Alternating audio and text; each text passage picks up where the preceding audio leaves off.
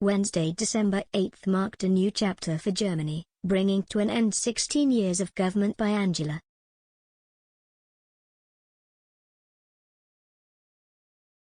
The East German-raised Chancellor was, for her supporters, a guardian of European stability and sensible liberal values.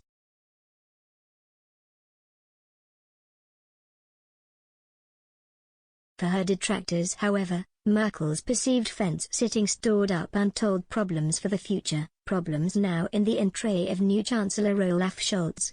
For Britain, Merkel will be forever associated with Brexit. Her perceived inability to compromise with London, on the back of her open-door migration policy, in no small part secured victory for the Leave side.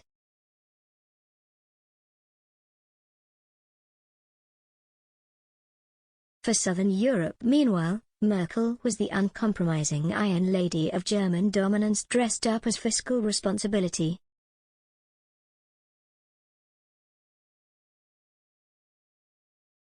While for Eastern Europe, she will be forever associated with their growing disengagement from the EU.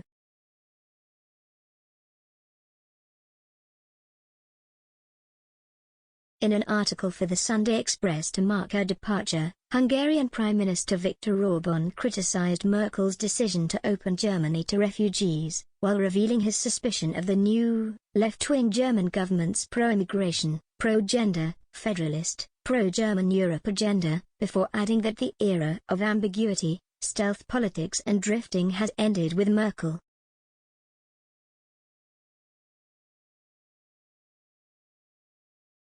Mr. Orbán claimed his side must prepare for battle with our eyes wide open.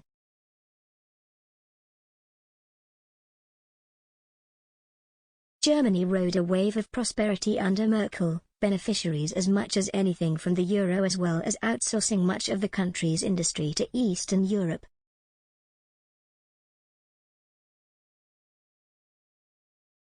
It is often claimed that Germany avoided Japan's fate thanks in no small part to the single currency.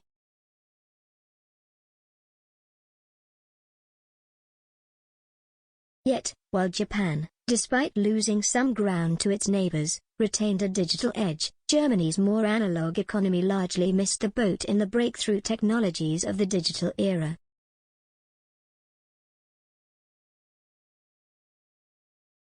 Under Merkel, Germany failed to catch up in the digital space and to improve its lagging infrastructure.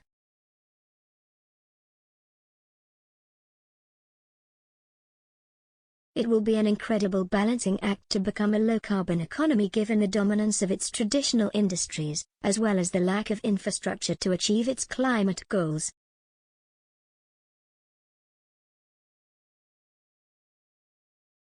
The country is also starting to experience some of the house price inflation which has long bedeviled the UK, something a failure to build more homes, property speculation and migration which Merkel either oversaw or ignored are largely to blame for.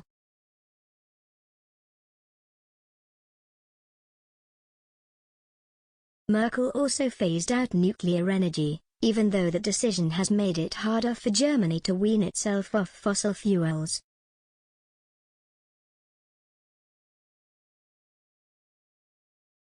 Her decision made Germany more dependent on coal, preventing the country from meeting emissions targets, while contributing to rising costs for industry and households.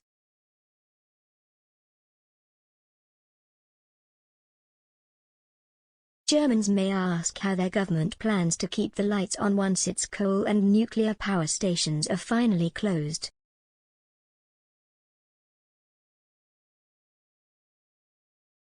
Merkel's Germany conveyed a sense of cakeism regarding Brussels as well, enjoying the benefits of the EU without wishing to pick up the tab.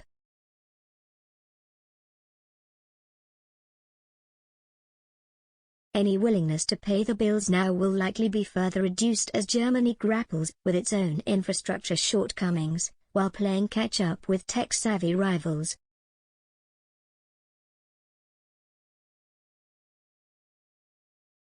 While support for the EU remains one of the uniting principles of German politics, Berlin still smarts from Brexit.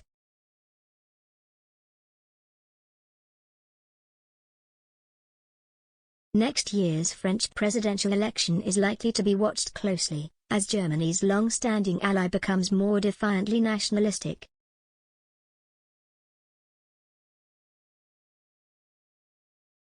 Had Merkel managed migration better, she may have kept countries both to Germany's east and west on side.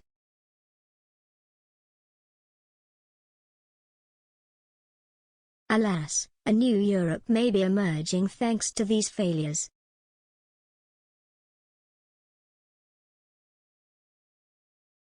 For a long time, Germany weathered many of the storms which bettered other Western powers, cushioned by the euro, and able to present itself as a neutral arbiter on the world stage.